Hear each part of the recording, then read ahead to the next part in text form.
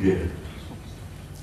Well, let me tell you a couple of things that they did that you may not have ever heard about before.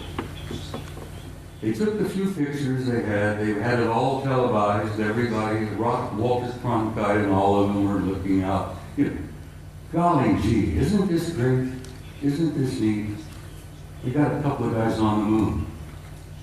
Ladies and gentlemen, my government, NASA, NASA, which many of us in the United States say stands for never a straight answer, proceeded to erase 40 rolls of film of the Apollo program. The flight to the moon, the flight around the moon, the landings on the moon, the walking guys here and there. They erased, for Christ's sake, 40 rolls of film of those events. Now we're talking about several thousand individual frames that were taken that the so-called authorities determined you did not have a right to see. Oh, they were disruptive, socially unacceptable, politically unacceptable. I become furious. I'm a retired command sergeant major. I was never famous for having a lot of patience. The idea when I found out that they had erased 40 rolls of film involving several thousand individual shots about what really happened up there, I became so furious that I could have punched the director of NASA in the nose. I try to be, I'm not a dangerous man. I like to tell people that, like Henry Higgins in My Fair Lady, I have the milk of human kindness by the quart in every vein. So I really am a gentle man. But I have the capability, the potential of being rather dangerous and violent.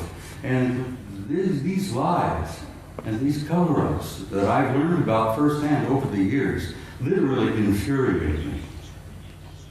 And I hope it infuriates you, because these authorities, these nitwits in high positions of power, who are proceeding to spend all the money that the American people make for their own use, for their own private programs, and then lie through their teeth about what the truth really is. Well, thanks to the idea that there were a few employees in NASA 40 years ago, even today, there are some good people working there, decent people, honest people. I have some film that they preserved that was not destroyed. Gentlemen, put up the next picture for me.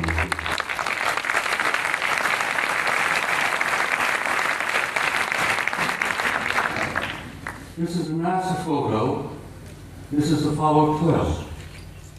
Apollo Systems 12, roll number 50, negative number 7348. They were flying over the moon before they landed. They went into orbit around the moon. As many of you, I'm sure, you know the system, you know the procedure. They went into orbit around the moon, and while they were there in orbit around the moon, a number of anomalous artifacts began showing up, showing interest in them.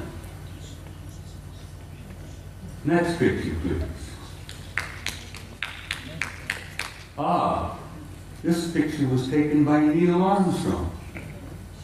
While they're looking out of the window of their little craft, this object flew by. There's the moon in the background, of course. There's this object that flew by the window of that little craft that they were riding in. Neil took the Hasselblad camera that he had, put it up to the window, and snapped this picture. Next picture, please.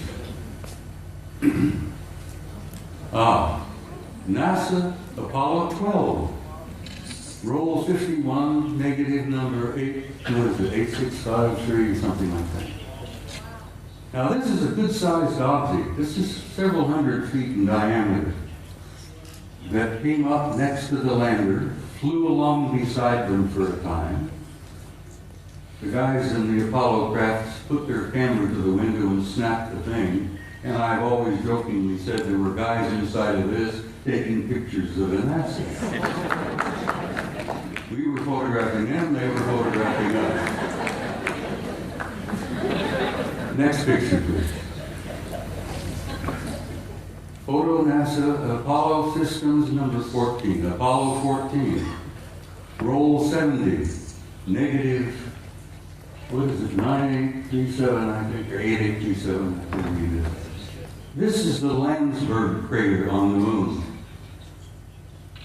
The guys in orbit above the moon were particularly fascinated by Landsberg. They had been given a special assignment to take pictures of Landsberg because the crater, which they designated as Landsberg, had things going on in the crater that were very anomalous. There was construction going on. There were enormous facilities in the middle of the crater up there. So they were specifically designated and assigned to photograph Landsberg to see if they could figure out what the hell's going on down there in the crater on Landsberg. While they were looking at Landsberg, this object happened to express interest in them and flew by. Now this line is an artificial line that was drawn to show you the direction that this object was going. This is a good-sized object flying past the Apollo lander. God, I'm so glad that some of these were saved. I still get angry.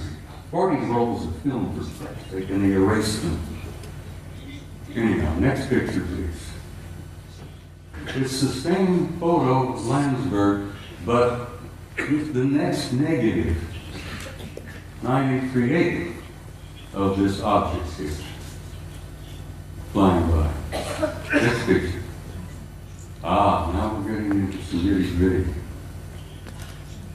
I'm going to give you just a brief little bit of history here. Back in the early days of NASA and the Apollo program, I got this picture from the Japanese Space Agency, the Japanese NASA. They have a tremendous program going over there in Japan. You know, the Japanese are bright people. So the Japanese Space Agency had signed a contract with NASA years and years ago to buy copies of every picture NASA took during the Apollo program. And I'm sure the Japanese paid a sizable amount of money for this contract. And as the films was developed and the photos were made and they shipped them off to Japan, and the Japanese have a tremendous reservoir of good, original NASA pictures. They bought them, they paid for them. Now this photograph was released by the Japanese Space Agency, and you can see the Japanese writing here. This was taken by Apollo 13. Now you're all familiar, I'm sure, with Apollo 13. That was the aborted mission that was going to the moon to land, and they had an accident on the way. They couldn't land. They damn well barely got back. While they are on the way to the moon, here's the moon, a number of things began happening. Some strange objects were appearing outside the windows of the spacecraft. And guys, they grabbed their Hasselblad camera and started taking pictures. This photograph shows 3 different objects here. This looks like a circular object with an enlarged dome on top. This is a smaller object, a circular kind of disc-shaped craft. But coming in from the right margin of this particular picture is this. Next picture, please. Here we are. This is a blow-up of the positive in the photograph. And here is a blow-up of the negative of this object here. Ladies and gentlemen, this particular object is 5 miles long. And I'm tempted to use the term big mother.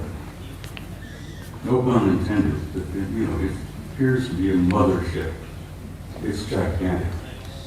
It's 5 miles long. And here these NASA guys are up there in this little cramped Apollo capsule.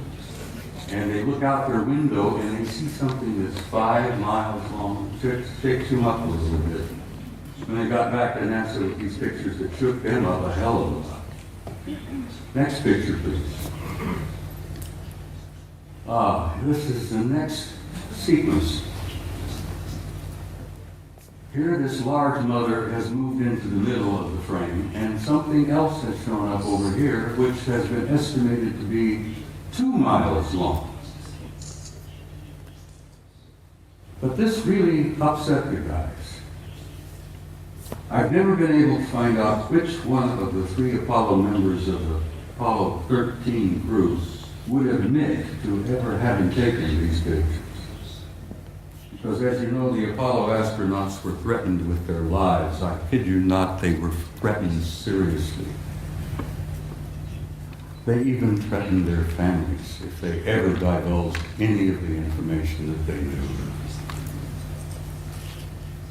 Next photo, please. Yeah, here we are. Here's the big mother. Here's the other one, 2 miles long. Here's a picture of the positive. This is the negative. This mother is 5 miles long. Up here you see what appears to be 2 circular objects either arriving or departing from that particular big ship. I can almost understand why the authorities in NASA, why the authorities in the space program didn't want this information to come out. They were frightened. They were stunned. They couldn't deal with it themselves, and they figured if they couldn't handle it, you couldn't handle it. There would be social disruption, I believe is one of the terms they used. They would disturb the body politic, I believe the term they used. So they clamped the lid down on this, and it's still down, and it's going to stay down, I'm afraid, for some time yet.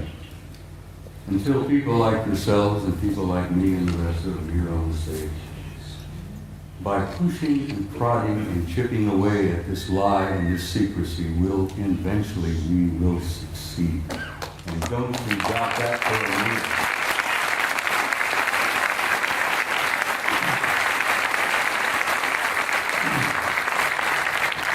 Now I'm in for another photograph that I think will shock you some. In 1980, NASA, never a straight answer, launched the Voyager program to Saturn. They launched this little mechanical spaceship filled with cameras and film and so on. Wanted to go to Saturn because something had been going on in the rings of Saturn, around the moons of Saturn, that didn't make a lot of sense.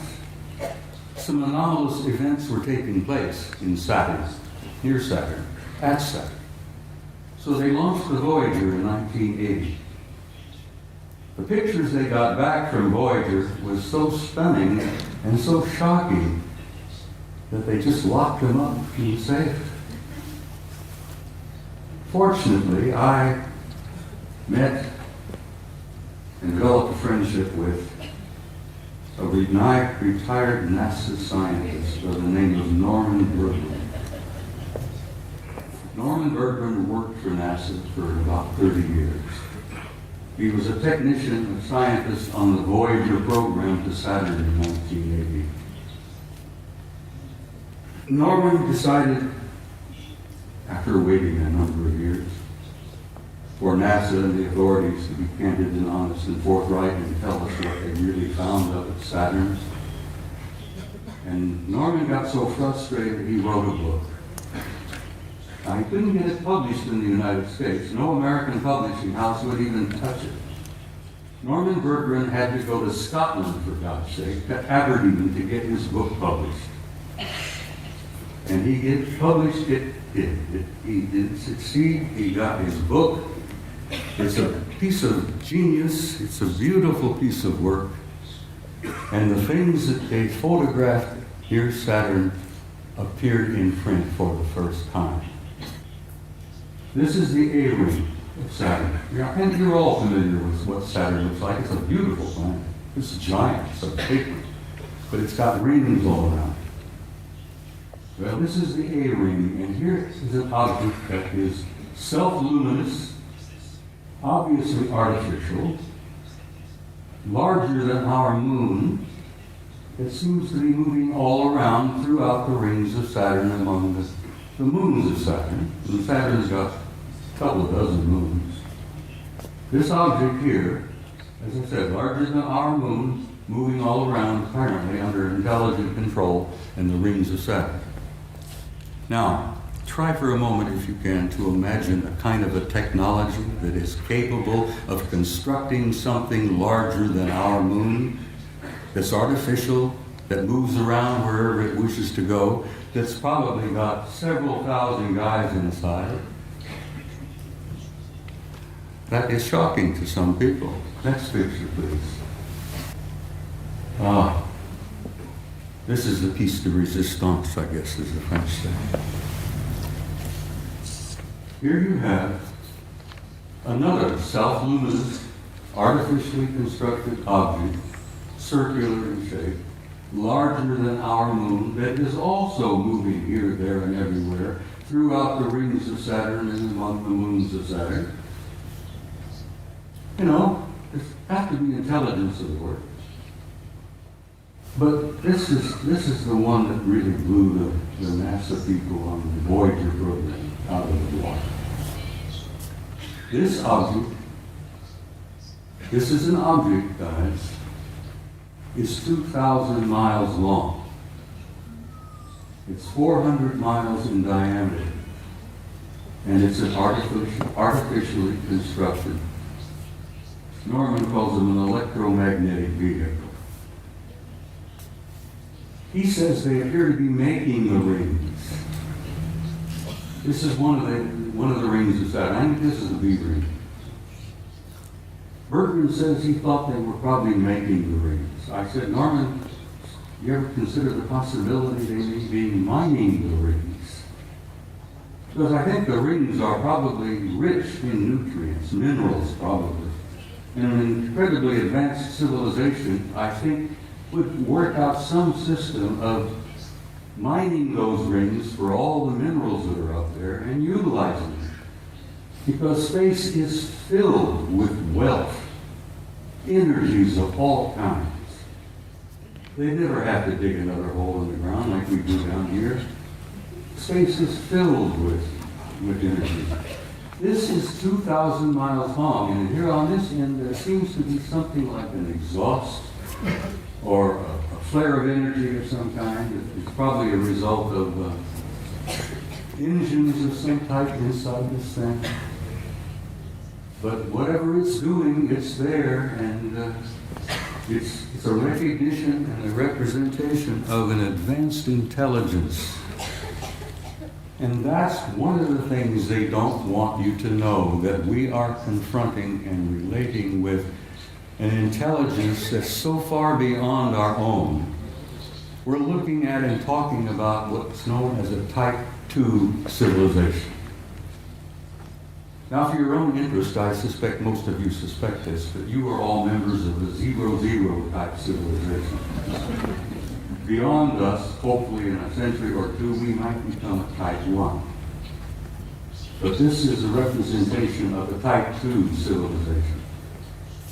And Michio Kaku, the famous Japanese-American physicist in New York, has put out this concept about Type 0, 1, 2, 3, and 4 of the kind of advanced cultures and civilizations we will probably meet out there.